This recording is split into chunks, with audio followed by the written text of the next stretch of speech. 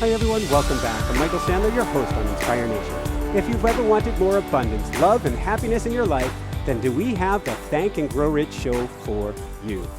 Today I'll be talking with Pam Grout, repeat guest, zombie movie extra, writer extraordinaire, 16 books, and author of my favorite book I'm now placing by my bed, Thank and Grow Rich. And that's just what I want to talk with her about today, about finding shameless gratitude and unabashed joy. That, plus we'll talk about Kevin Costner and Rumplestilskin, Santa rules and Santa hats, Mattel thing makers and creepy crawlers, AA 2.0, eating worm cuisine, walking a bassador, and what in the world Mrs. Trunchbull has to do with anything. Gotcha. So welcome to the show, Pam. Are you ready to shine? I'm ready to shine.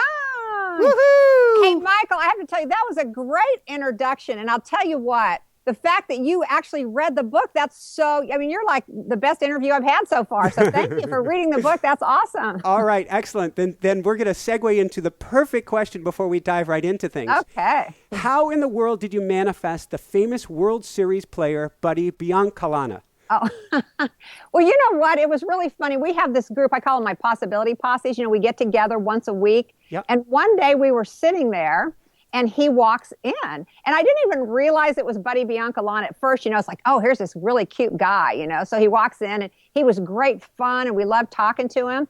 And then he eventually started saying that he was here doing some kind of baseball thing. He's like a coach, you know, like he is big onto mindfulness and meditation and things like that.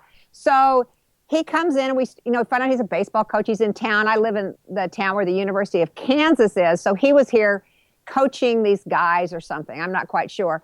But anyway, we started talking. It turns out it was Buddy Biancalana. And the reason I said that's a manifestation that took longer than some is I kind of used to have a crush on him back in the day when he was a Royals baseball player. Because, of course, he played for the Kansas City Royals. And I lived in Kansas City at the time. And I always thought he was really cute. And it's like, oh, my gosh. But like I said, I didn't even recognize him at first. But anyway, it was really fun. He's a great guy. And he talked a lot about, when he was in the World Series and how he was so scared.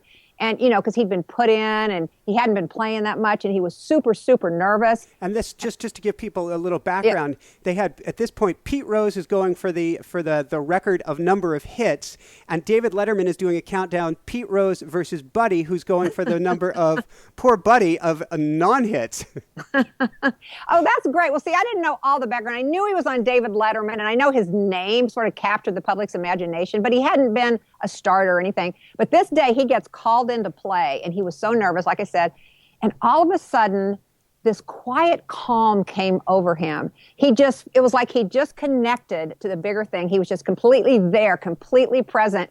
And of course he played a beautiful game. In fact, you probably know more about it. Sounds like you're a baseball fan, but I think maybe he might have scored a winning run or something. But anyway, it was a really fabulous thing. And it was all because he finally got connected. He got out of his head, which is where so many of us spend our lives. And he got into truth, truth of who he really is, connected to truth of who all of us are. But he got really connected to that. And of course, he played a bang up game. Woo! He Yoo-hoo, did. is right. He did. And He that kind of segues perfectly. Maybe you can tell us what was going on in your life in 2013 because you played a bang-up game and it just started what was to come. Oh, well, in 2013, my book came out. Is that what you're talking about? Yes. Yeah, it was pretty exciting. It was my 16th book. So, in fact, I think that little introduction, you said I had 16 books. I actually have 18 books. Thank you. I was a little worried. I did the same thing on you're just such a prolific writer. I did the same thing in our last interview. Oh, and I don't even care. It's no big deal. I mean, 16, 18, what's the difference? But anyway, so it was my 16th book. I guess because I was just saying since it was that book and I've done two more since.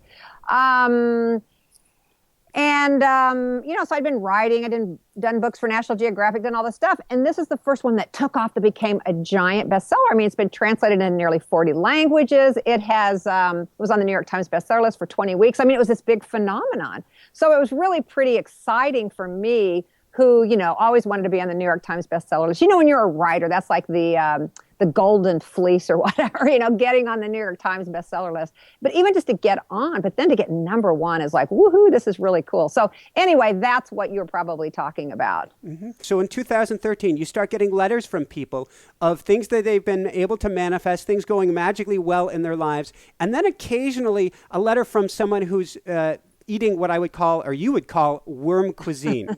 Yeah. It's like, poor me, I'm going to go out and eat worms. Yeah, I mean, most of the letters that I get, I always say I have my own self-help channel right in my inbox every morning because I get all these emails from people that say, you are never going to believe this. I mean, it's really fun for me. But every now and then I'll get an email from somebody that says, this doesn't work for me. What am I doing wrong? And I'm just going to go out and eat worms. So that's what we said about worm cuisine. And what do you tell the people who say they're going to go out and eat worms? Well, usually, I have a little blog post I wrote called Let the Universe Do the Heavy Lifting. And I often send them that, but it tells a story about my own worm cuisine. I wrote the book that became this big international bestseller 8 years earlier. It was called God Doesn't Have Bad Hair Days. And of course, I assumed it was going to do what, E squared ended up doing, but it didn't. It did a belly flop into the sea of literary has-beens.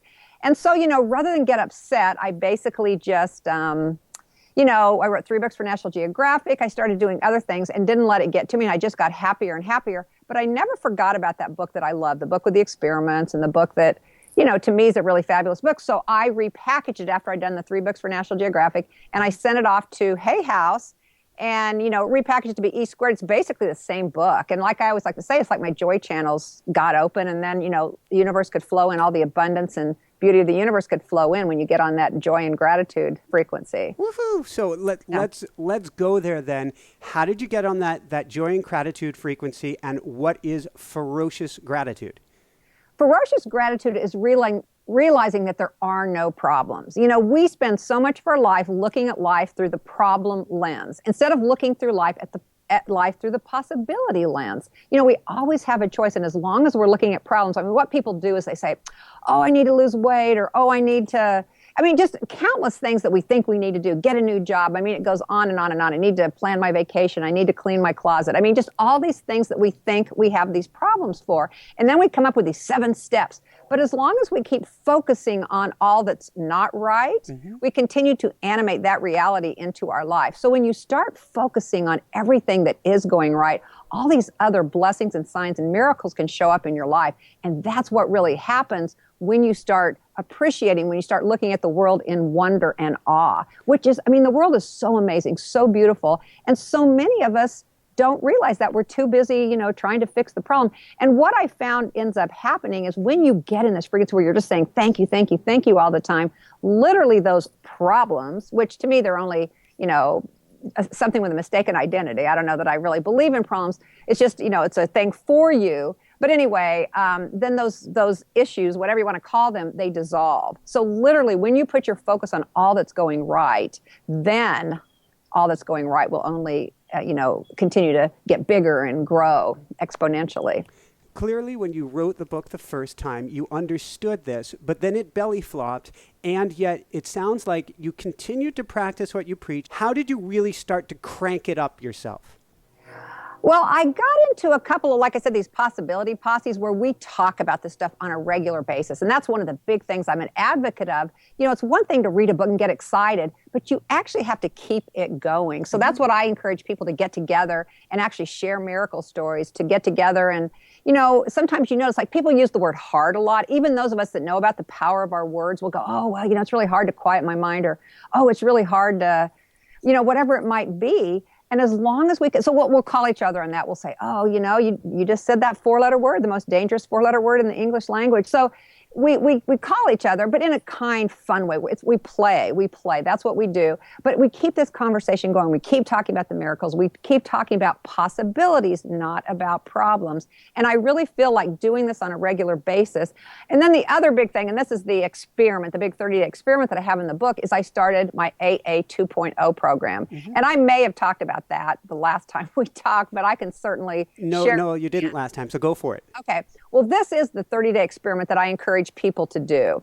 And it's something I started doing probably about 2 or 3 months before E squared came out. It's when I started blogging about E squared and I started getting happier and happier. But what it is, it has 2 steps. You've heard of the AA 12-step program, right? Everybody's heard of the 12-step program. Well, I'm all about smooth and easy. So this is a 2-step program. And here is the program. Number 1, the first step, you get up every morning. Before you get out of bed, before you throw off your covers, you say, you declare to the universe, something amazingly awesome is going to happen to me today. Now, I say amazingly awesome because that's the AA, the AA 2.0. You can say something magnificent and marvelous is going to happen. Basically, you're claiming your blessing. That'd be M&M's. Yes, you're claiming your blessing. So whatever you say, but you make that intention first thing in the morning. That's the first thing. That's what you're doing. Second step is I have, again, another possibility posse, and it's 5 friends, and we text each other blessings, something we're grateful for from the day before. And we have one rule, and this is a really important point. It has to be different than we've ever noticed before. Like, for example, I've always said, I'm so grateful for my daughter. I'm so grateful for my career. I'm so grateful for, things you just say over and over again. But now I am out there like Lewis and Clark. I am scouting blessings. I am looking for blessings every day because I have my possibility posse to send my blessings to each morning. So it really just changes your focus. It changes you into that's what you notice. Again, whatever you put your attention upon, you animate into your life. So I have put my attention on everything that's going right. I like that. And it's even better than a master class or a mastermind because there's somebody you're accountable to every day for the positive possibilities. And that's huge. You talk about early in your book, in chapter 2, you're talking about how we see more stuff when we're actually happy. Can you explain about that, or maybe about the invisible gorilla, or even about the studies? Yeah, that invisible gorilla is a wonderful video, and I don't know if you've seen it before, but I would encourage everybody to look at it. But basically what it is, in fact, I don't want to tell people what it is for those that want to do it. I don't know if you have links on the bottom. You could put in a we'll link have links to the... for it, yep. Okay, so that would be great. So have people look at it. So I won't tell them. But the point is that you really miss a lot of important things, and it just demonstrates how much we really miss. And I tell the story in there about some study, and I don't have the book in front of me, so I don't remember the exact year, but it's not a too long ago study done by, I don't remember which scientific journal, but basically what they did is they had test subjects looking for things. And this isn't even... this is just, basic material things that people are looking for. Those that were in a happy frequency, or I think the researchers call them those that are in a good mood, they spotted 50% more of the things they were looking for than those that were grumpy. The point being that when you're in a grumpy mood, when you think, everything's a hassle and life sucks and then you die, you miss so much. And so now we even have this scientific journal that has proven it. But I have all kinds of anecdotes. In E Squared, I told the story about the woman who could not see this bus. A giant bus that was driving in front of her because she was so upset because the bus wasn't there. She was so upset that literally she was blind to this bus. And then, I had shared that, I think, on my blog, or no, it was in the book. And then somebody sent me an email, said, I read that, Pam, and I thought, oh, yeah, right. But then the exact same thing happened to her. She was looking for some meetup group she was trying to go to. She said she was looking at that, pin on her iPhone, and she got madder and madder and couldn't find it. So finally she stopped, this big building she was looking for. She stopped. She took a few deep breaths. She looked up, and there was the building that she had walked by 3 times. So I guess the point is that there is so much possibility that if we get on the right frequency, we are better able to see, possibilities for our life. There's this big, giant quantum field out there, right? This giant field. And we collapse the wave, basically, of whatever we're expecting. It collapses around our beliefs and our expectations. And so our beliefs and expectations, if they're that, it's really hard, oh no, another day, or whatever it might be, well, we're going to continue to animate that reality in our life. But if we can get on, if we start looking for all the great things that are going right, it's amazing what starts showing up. Literally, books will fall off shelves that you need. The right person will just happen to be in the line at Starbucks with you that you need to finish some project. Miracles start happening. So from there, before we jump into more in the miracles, just since I mentioned it in the intro, we don't want to end up like Miss Trunchbull and what in the world is sloppy judgment too? Well, sloppy judgment, I think I like sloppy judgment because it kind of sounds like sloppy judgment, but basically any judgment to me is sloppy judgment because we don't have enough information to judge. Anytime we judge, we analyze, we cut off the possibilities. We've decided this is the way it is. Well, we automatically cut off 50% of the possibilities. So any judging that we do can only be to our detriment. For example, something, say you lose your job. Well, automatically most people go, oh, that's terrible. That's horrible. That's the judgment. How do we know that you might get the best job you've ever had after that. You might get a job that's closer to your home. I mean, that judgment just lops off those possibilities. If you can actually refrain from judging anything. I'm a student of A Course in Miracles, so judgment is the thing we want to get over. That's our entire purpose for doing the Course in Miracles, is to better see and to quit judging everything. So that's what I mean by sloppy judgment. And then what was the other question you asked? Ms. Trunchbull. Oh, Miss Trunchbull. Oh, let's see. How did I use that? Kind of as a joke. I was talking about some of the static that gets in the way of this beautiful frequency that's available in the universe. And one of the biggest things is the inner critic. And I said, my own inner critic, sometimes sounds like Mrs. Trunchbull telling me, you're doing it wrong, always mad, always angry about things. So when that little voice in my head, we all have that little voice in our head. That's what Buddy Biancalana was experiencing when he was really scared. But suddenly that voice quieted down, it let him go, and he was able to totally connect to this other frequency of total possibility and power. And that's what ended up happening. So the Mrs. Trunchbull voice is basically just that crazy inner critic that so many of us have. We all have it. I ask a lot of people, because sometimes I used to think it was just me. I'm the one that had the voice and nobody else did. But I have never met a person yet that doesn't have that voice, It does quiet down, and there are people that do meditation. The idea would be to get it to speak less and less and less. And as you become more grateful, then that the bigger voice, the God voice, the big thing has a chance to get through. I've heard that it's impossible to keep gratitude and anger or fear in the same place at the same time. One pushes out the other. Right. That's a really important thing to remember, So why not pick the good thing? Like I always say, you wouldn't go into a department store and pick the ugliest outfit, or you wouldn't go up to the movie concession stand and pick the thing you don't want to eat. Mm-hmm. You pick what you want. So why not pick, pick the thoughts that actually serve you, that actually make you happy? I like that. Let's go from there and let's talk a little bit more about FP, Field of Possibilities. What does 6 degrees of Kevin Bacon have to do with entanglement? Okay. So I call it the field of infinite potentiality, because again, there's all these potentialities, and then we collapse the wave. Mm-hmm.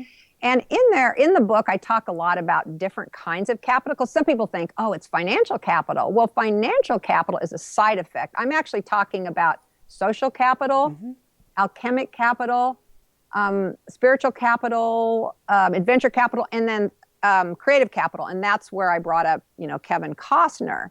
And I love the story about him. He was just sort of an average student. Do you want me to tell the story about Kevin Costner? Please, go for it. Okay, all right. He was just an average student. He was a senior in college, and, he was a business major, didn't really know what he wanted to do, so that's just what you do. Those rules, those cultural paradigms would suggest you get out of college, you go, or you get out of high school, you go to college. So that's what he was doing. Wasn't excited, had no real fun, because I always say you need to follow your bliss, follow what makes you come most alive, go towards that which makes you come most alive.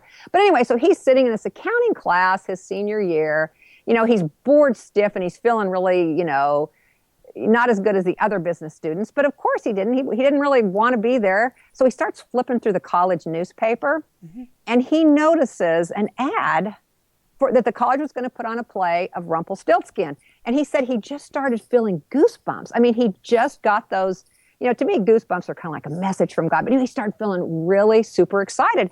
He'd never acted. He'd never had any interest in anything like this, but he knew he was going to be at that audition. No experience, nothing. So, the next day or whenever the auditions are, he gets in his truck and he's driving there, and the brakes went out on his truck, or something happened. I can't even remember now what it was, but something happened. And literally he had to slam into the parking brake to stop or something like that. But anyway, he careened off the side of the road. He jumped out of his car and he ran to the audition because he was determined he was going to be there.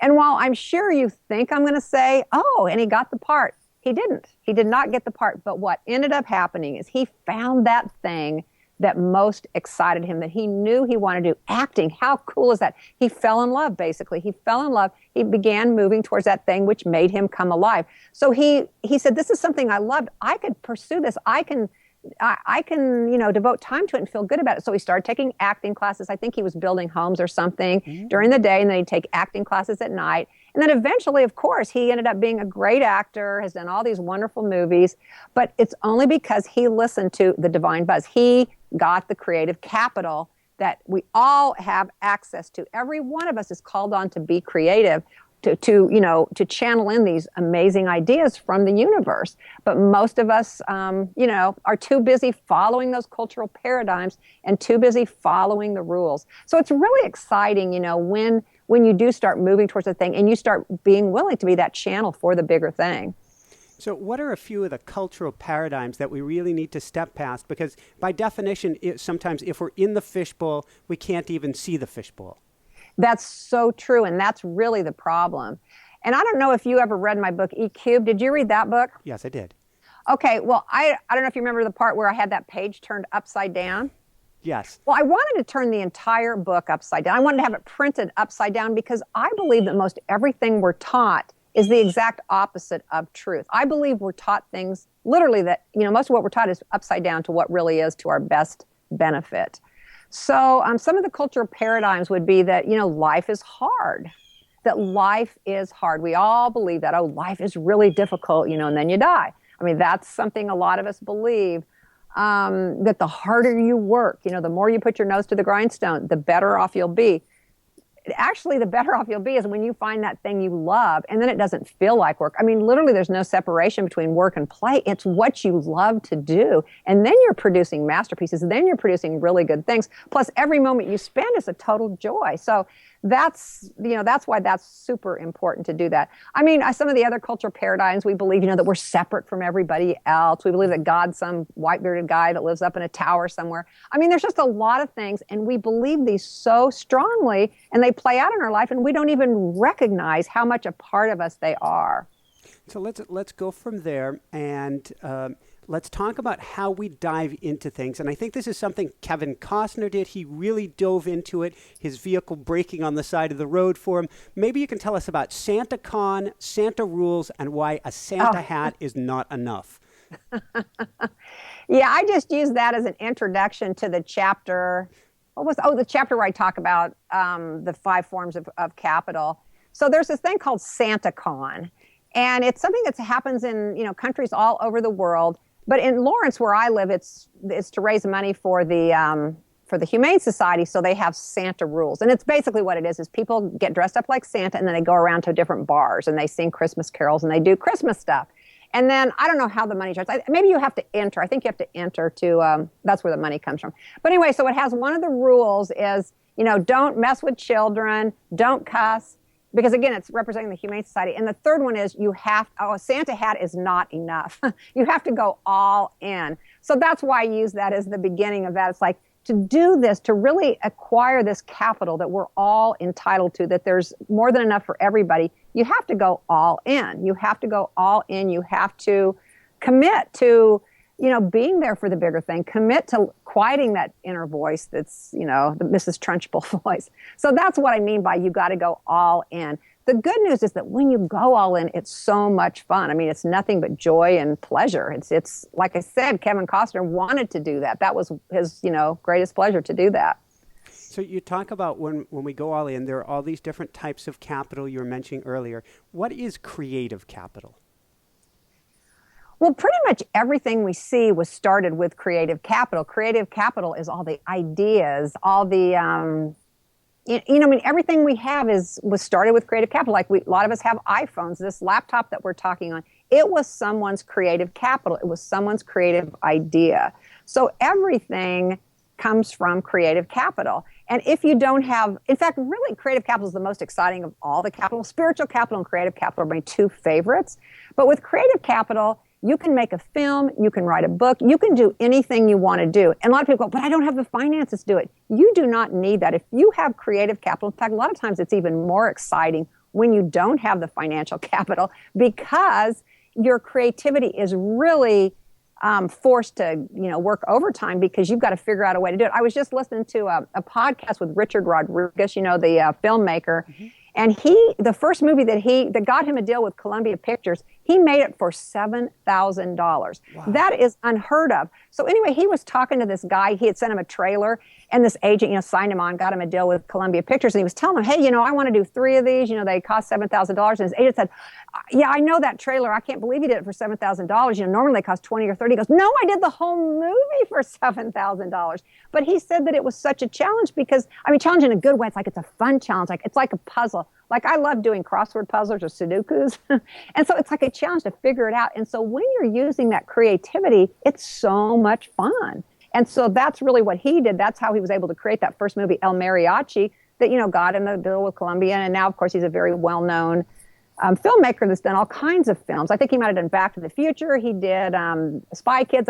His list of films are just go on and on and on. But it started with that $7,000 that he was able to do by selling his body to science. He actually went and did one of those research studies, where you get like $2,000 to sit there and they give you the drugs to see how they work or whatever. But anyway, if there's a will, there's a way. Again, creativity is unlimited. There's so many creative ideas out there. You are really flipping a paradigm on its head. So I want to back up a minute before. You were saying that when you get that creative impulse, when you get that divine buzz, you really need to take action on that. And I can hear people behind me saying, yeah, it's easy. She's saying take action, but I've got this standing in the way. I've got that standing in the way. How do I move past that? You yourself, if I understand correct, $1,500 for a writing conference 20 years ago, where you had 50 some odd dollars in your account. Right. And I jumped in. I decided I wanted to do it for sure. So I did do it. But again, that was an accepted fact. I think that was I used that example when I was talking about, that these 4 gifts you'll get from the universe, from the field of infinite potentiality when you're doing this thing, this 30-day experiment of shameless gratitude and unabashed joy. And so what happened for me, I was, the accepted fact was that I didn't have enough money. If you have $59 in your account, that's not enough money to go to a workshop in Cape Cod that costs $1,500. Most people would say that's an accepted fact. Well, I've always been big on not believing in what the accepted fact would be. So I went ahead and sent in $50, which is what the down payment was, or what you had, your registration. So I had $9 left. But sure enough, I affirmed that I was going to go. I made the intention. I made the commitment. Again, you have to listen. You have to commit. So I made the commitment. And within a couple of days, this woman, it might have been in the next 2 hours, I'm trying to even remember, but this woman called me, asked me to do this assignment for Self Magazine. It was actually a woman who wanted to get her product placed in Self Magazine. So I wrote the article. It literally took me 2 hours, and I was paid $2,000, which is exactly what I needed for the workshop and the airfare to get there. So it's like I leaped in. It's like, again, accepted fact would say, well, there's no way you can go. You cannot afford it. But I didn't believe that. If we can buy into accepted fact all we want. Richard Rodriguez, accepted fact would be that you have to have, hundreds of thousands, millions of dollars to make a movie, but he didn't accept that. He made it for $7,000.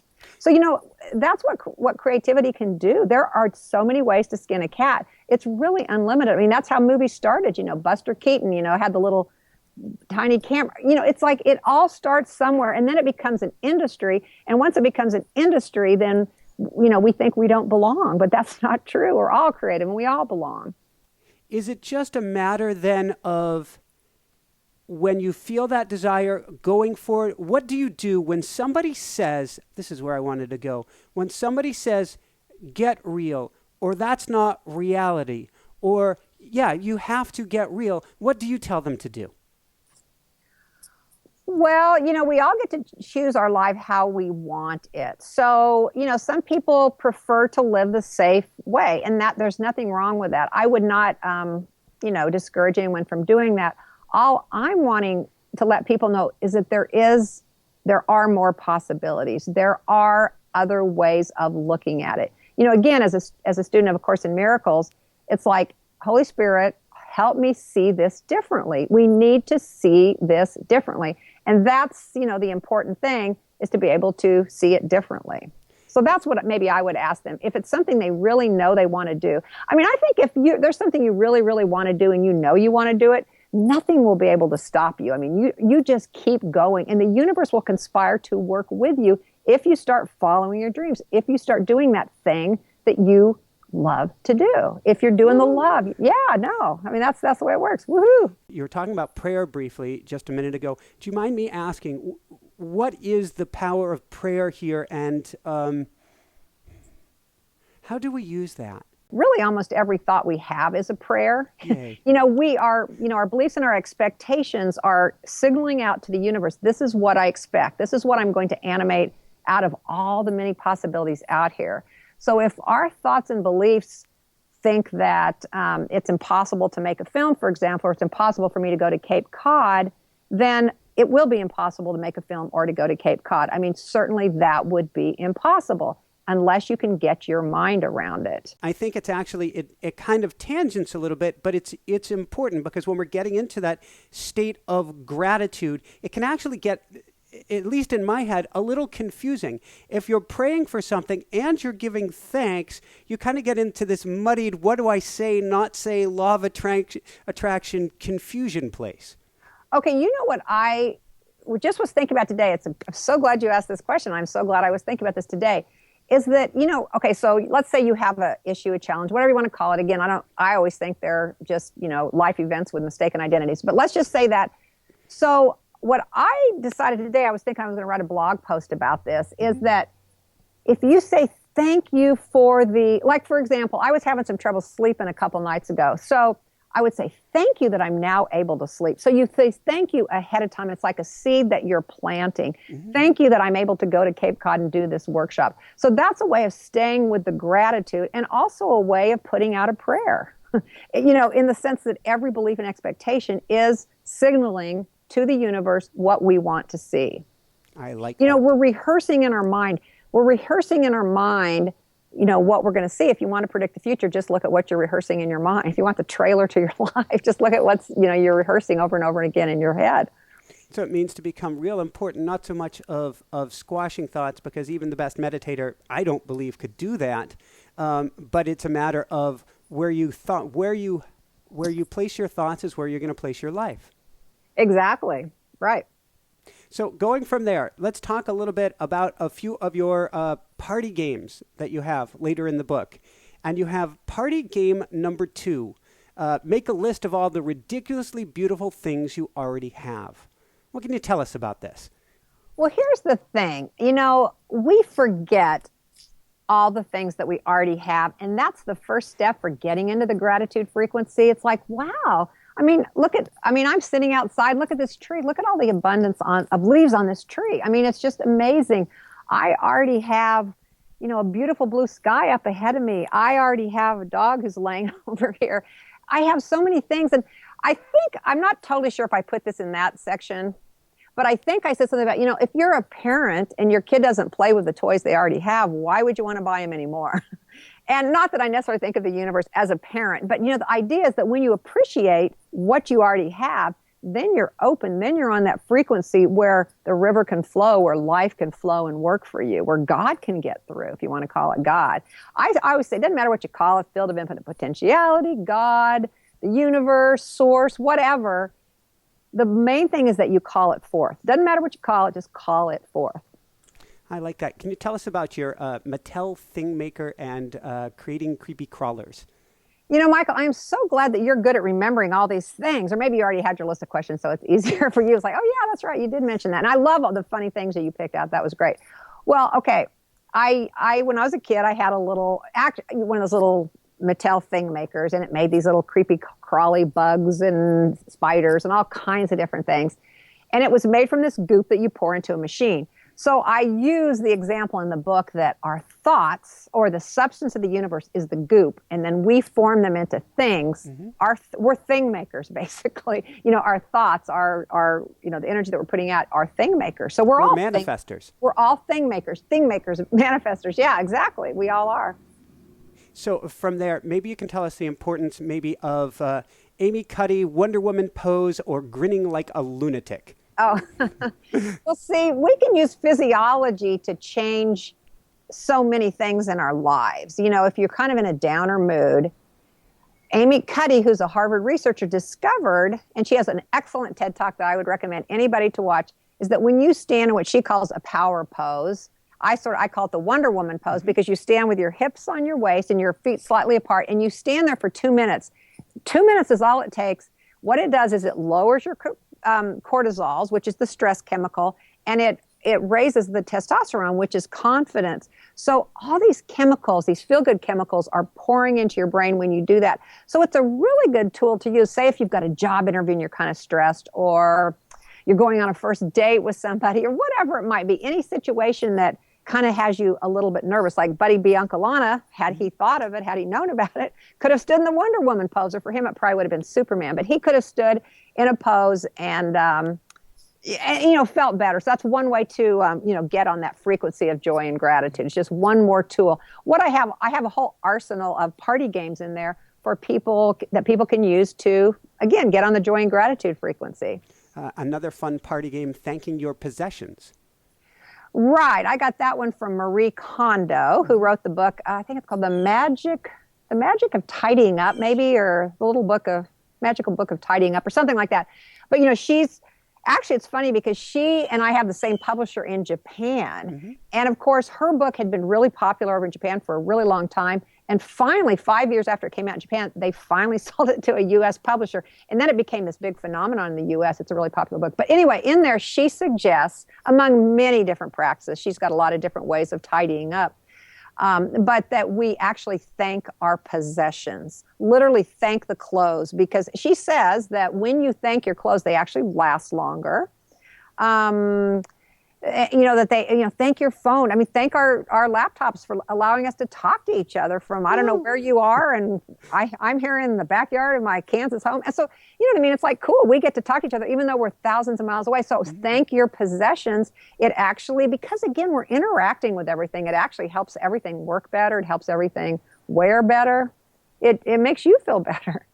On that line, I always, I'm looking at the world like... I look at the world like, I'd say like a 5 or 7-year-old, probably more like a 2-year-old. Wow, look at that. Look at this. Look at that string. Tell us about the Jimmy Fallon game. Yeah, I like that one because it's, just approach life with the boyish enthusiasm of Jimmy Fallon. He's always like having fun with all of his guests, coming up with these games and these songs, and he's just having a ball. And look at how successful he is. I mean, he's got the #1 show, the #1 late night talk show. It's because he is having a blast. We love to tune in to watch him having a blast with his different guests, and people love to be on his show because he's having a blast. So basically, what that little party game is to really approach life as if you're Jimmy Fallon. Be nice to everybody. He's nice to everybody. Have fun, come up with games. So basically, it's just a way of living life in a really fun manner. Woohoo! Woohoo! Can you share with us really briefly the story about the book Gratitude Jar? Yeah, let's see. That's the one. It's kind of funny when people ask me these questions. I write these books like a year before they come out. It's like, okay, what was that one? But anyway, so I met this intuitive when I was in Seattle giving a workshop, probably about a year ago, something like that. And she came up to me, or it must have been longer than that because, again, I had time to put it in the book. But anyway, she came up to me and gave me this book that a client of hers had written.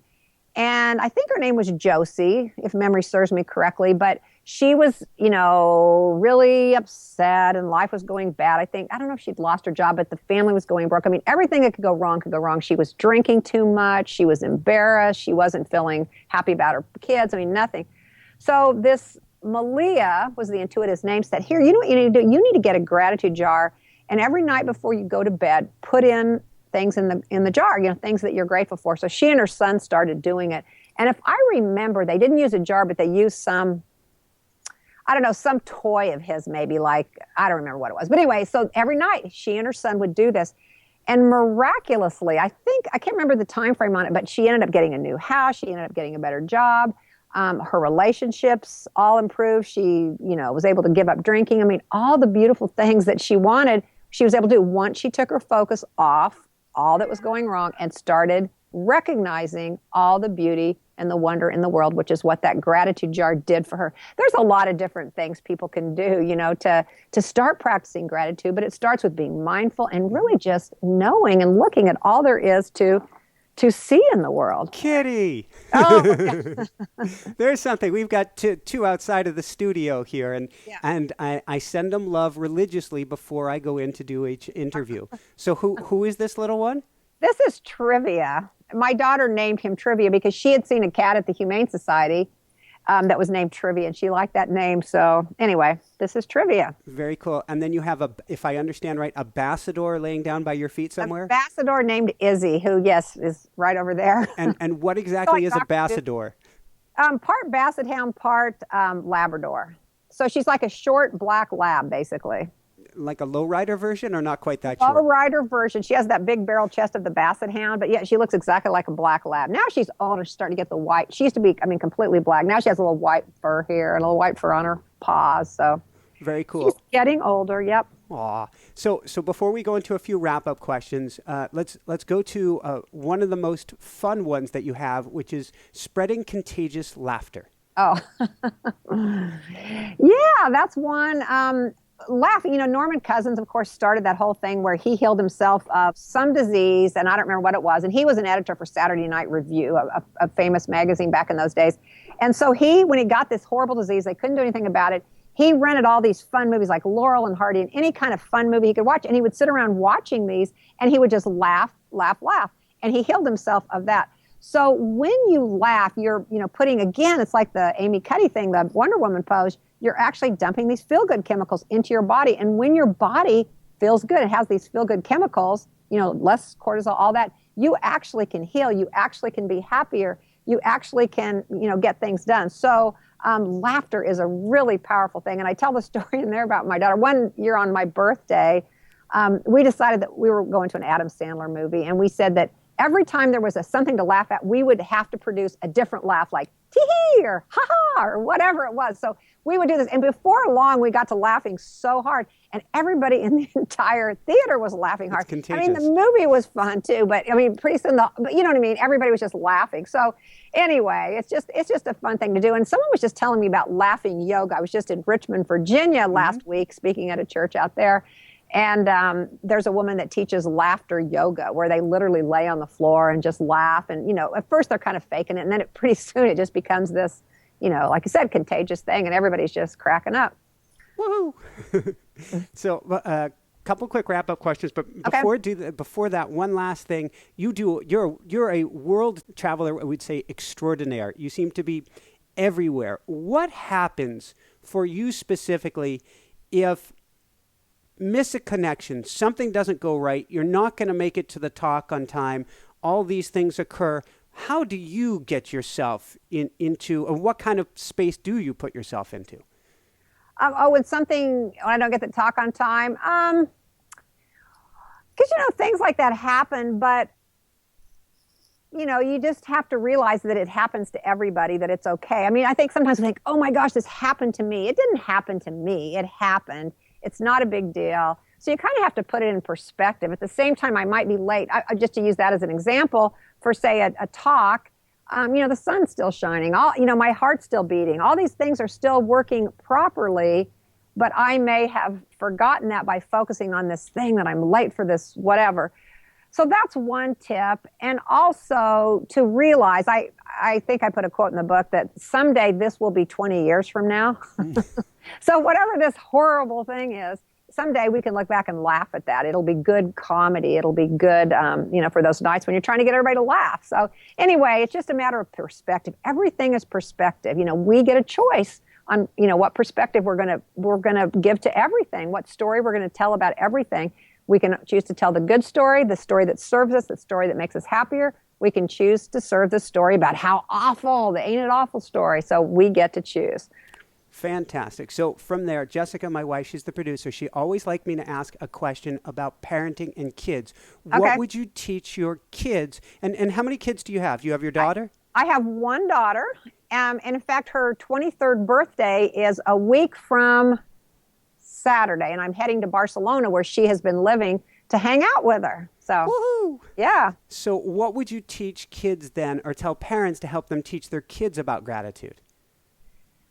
I think the biggest lesson that I would like to tell parents, and I have to admit I didn't always do this, but if we would follow our kids around and watch them because they know about following their bliss, following what makes them come most alive. If we could just refrain from giving them all those rules that we give them, then they would be free because they're already listening to what brings them joy and gratitude. They're happy. They're bubbly. They know everybody loves them. They know they love everybody. I mean, there aren't all those things that they learn as they get older. So the number one thing would be just to encourage your kids to follow what makes them happy and quit and know that everything will work out just fine if you can do that. That is a huge, talk about upsetting the apple cart. That's like getting a whole new apple cart. That is so parenthetical. I don't know if that's the right word. It's so opposite of everything we're taught, everything we're told about parenting. But indeed, to me, it's the very best parenting advice.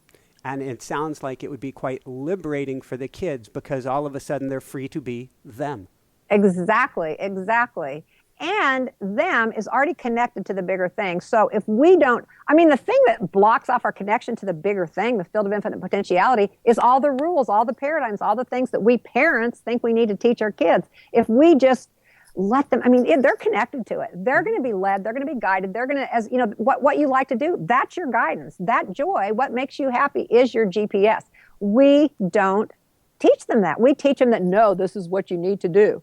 And so we're all doing what we need to do. Those are the paradigms that we're all living under instead of listening to this bigger thing that only wants to celebrate and do great work. I think sometimes people go, well, but no work will ever get done. No, so much great work gets done. True work, connecting work, meaningful work. That's what happens when you follow what makes you come alive.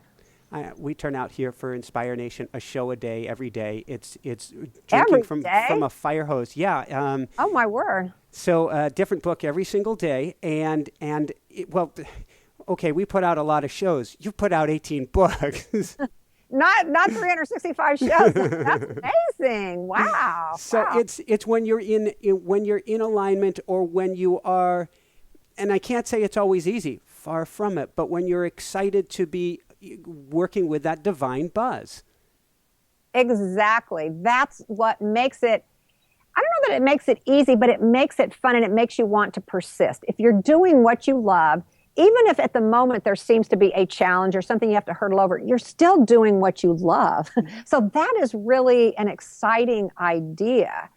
And knowing that there's so many different ways to live your life. So it's like, wow, I'm going to go for this thing. We all have only so many heartbeats on this planet. Let's go for the thing that we really, truly love. So I think it's just super important. And congratulations. That's great that you're doing this every day. That's unbelievable. Every day of the week. Woo-hoo. Thank you. We're number 3 self-help iTunes in the world now. We're climbing up the charts, but it's doing it. And I say a prayer before each time, giving thanks and asking, what can I do to help others? Help me to be an instrument. It's St. Francis's prayer. Yeah, that's great. I love that. And it's given us the juice to keep going. So on the juice note, and thank you, a couple quick wrap-up questions. First off, what personally brings you the greatest happiness, or what I call the woohoo factor? I love creating things. I love when I'm in the zone, writing something that really, again, when I feel like I'm connected to the bigger thing. So that would be one thing. I love, hanging out with my daughter. I love anything having to do with creativity. I love creativity. I love creating with other people too. I like, getting together with other people and brainstorming. And so I suppose the thing that mostly woohoos me would be, anything to do with creativity. Fantastic. Where can people go to find out more? And I'm not kidding. This book is going by my bed, and I do have a Napoleon Hill Think and Grow Rich by my dad. And this is going to nudge it out of the way because I think it's so important to get your book to remember where to put your energy every single time your feet hit the floor. Exactly. Well, they can find me at pamgrout.com. If you know my name, and there it is right there at the bottom of the screen. If you know my name, there's, Facebook. I have a fan page. Let's see, where else can you find me? Pamgrout.com is my website. I have a Twitter, Pam Grout. So if you know my name, you can find me for sure. And if you can't remember Pam Grout for whatever reason, come on over to inspirenationshow.com and we'll get you over to Pam's website as well. So before I let you go and your earbuds are already trying to head out of town, I see, any last words of wisdom you want to share with people? just to know how much they are loved. We are all so loved. And if you just know that, then you can really trust a little bit better. If you really realize how much, what are the odds of you being here in this planet at this exact time? If you knew how much love there is for you, that kind of solves everything. I mean, really get it deep in your body. Woohoo! Woohoo! Thank you so much, Pam. This has been a true honor and a joy, and you are spreading the love and spreading the gratitude. So I can't thank you enough. Yeah, thank you. For everyone out there, this is Michael Sandler saying, be well, have fun, get thank and grow rich, and crank the fun factor to the max, and shine bright. Woohoo! Woohoo! Thank you so much, Pam. Oh, thank you. Have a good day. Thanks so much for watching. If you enjoyed it, be sure to like below. Also, leave your comments. Have some real fun with it. Subscribe to our channel where you're going to get more great videos, more interviews coming up. And check out our website, inspirenationshow.com. That's where you'll find tips, blogs, information, videos you won't find anywhere else, and useful and helpful resources to really help you kickstart your life and to shine bright. Thanks so much again. Thank you for your support. Like, comment, subscribe. See the website. Thanks so much and have fun. Of course, shine bright. Woohoo!